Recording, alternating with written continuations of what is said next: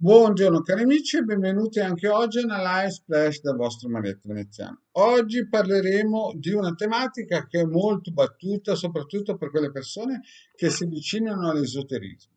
Allora, quando uno si avvicina all'esoterismo, che non sia il New Age, che di quelli che promettono di camminare sull'acqua dopo 3 giorni, risuscitare i morti, non so, attraversare i muri, crescere 10 centimetri, insomma, o diventare ricco o cercare il parcheggio con una parolina. Ecco, quando uno ha tolto e ha scrassato via questa fantasia un po' da New Age hollywoodiana e si rende conto che nell'esoterismo ci vuole la pazienza, ci vogliono le competenze, la professionalità, insomma, ci vuole un mix di conoscenze che chiaramente non sono a buon mercé. E lo ripeto, bisogna sudarsene, non viene giù dal cielo nulla gratis.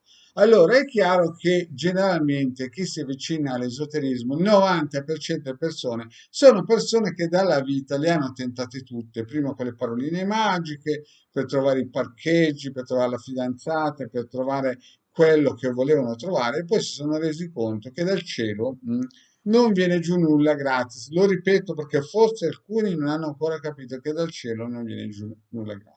Anche perché basta guardare la Chiesa di Stato, è da 1700 anni che tutte le domeniche ritualizza, e anche naturalmente alla mattina alle 7:30 per avere il bimbo bello, il ciccio bello che gli dia la forza di dominare il mondo, il pianeta.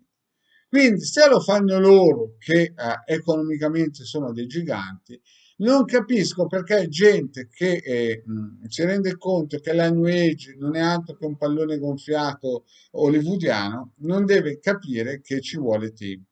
Quindi quando vi fate fare dei riti propiziatori o andate anche direttamente dalla concorrenza, dovete sempre tenere conto che ci vuole il tempo e non 1, 2, 3 mesi o 3 giorni per camminare sull'acqua, ma mesi e anni, sia per dei lavori di amore, di benessere, per dei lavori economici, per dei lavori per la ditta. E io ho conosciuto multinazionali e assicurazioni gigantesche che hanno al loro interno proprio una struttura che ogni giorno, ogni santo giorno, ogni volta che tirano sulla sera cinesca, questi operano. Lo ripeto, ho conosciuto multinazionali, banche, industrie di informatica, cioè che vendono computer, stampanti a livello globale, mondiale, che hanno al loro interno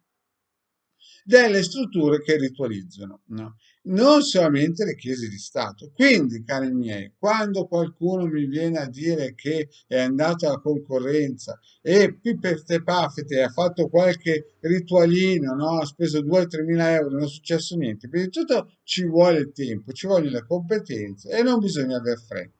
Chi viene da Marietto Veneziano da Hildegarda sa benissimo che se la cosa non funziona subito, perché lo diciamo che nulla viene, viene giù gratis nel mondo, ci vuole tempo e soldi. Soldi per avere l'energia giusta per poter perpetuare un progetto che ci si mette in mente.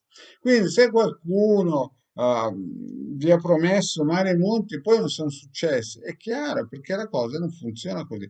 Certo, il Marietta non esclude che esistono i colpi fortunati, questo no, perché c'è sempre il colpo fortunato, ma in linea di massima prendiamo esempio dalla Chiesa di Stato e da queste multinazionali che ogni santo giorno perpetuano il loro progetto. Questo non vuol dire che è una cosa impossibile, vuol dire che ci vuole il suo tempo. È chiaro che se una persona dopo un anno si scoraggia, no, perché ha visto dalle sibille che la cosa si può fare, ma ci vuole il suo tempo, è chiaro che quella persona non ha ben capito o non ama o non vuole raggiungere nel suo conscio quel risultato. Quindi, cari miei, ci vuole tranquillità, ci vuole forza economica e Marietto questo l'ha sempre detto perché dal cielo non viene giù nulla gratis.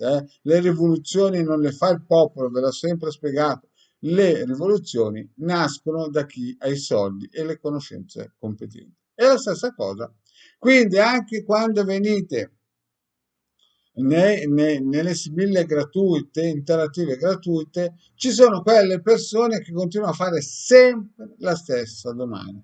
Cari miei, ma se non attivate un percorso, un progetto per conquistare il vostro obiettivo, voi alle sibille potreste fare 10.000 volte la stessa domanda e 10.000 volte avreste dei risultati molto probabilmente diversi, per esempio semplice fatto che ubriacate le sibille, ma non vi muovete da quel problema. Dovete attivarvi e non con i miracoli delle paroline o del pifete pafete o del reiki o di tutte quelle cose che lasciano il tempo che trovano, ma bisogna creare un progetto solido che parte da 1, 2, 3 anni con degli investimenti sicuri, se no, cari miei, lasciate stare. E poi dipende dal karma, dal progetto, dall'ambizione, dalla volontà, dal clima, da tantissime cose. Se voi volete un benessere economico, non è che dovete pensare che voi arrivate da Marietta, dalla Ilde Spompi, che avete perso il vostro, non so, impero e pensare che bastano 3 riti per rimettervi in gareggiata. Cari miei, queste cose sono da New Age, bisogna impegno, perché se lo fanno degli imperi economici tipo delle banche che hanno 60-70 mila dipendenti, chiaramente il piccolo in rapporto deve impegnarsi. Non ci sono santi che pagano i vostri pranzi. Lo diceva anche un cantautore. Non ci sono santi che pagano i vostri pranzi. Da tanto avete tanto, se no lasciate stare, contattare il Degardo o Marietto Veneziano, no? Andate dietro a quelli che vi mettono i nomi dentro quei pezzi di ferro, no? Che vi bruciano il campo eterico e poi fra 20 anni ci risentiamo perché Marietto e il Degardo saranno sempre qui. Grazie cari amici e alla prossima, ciao.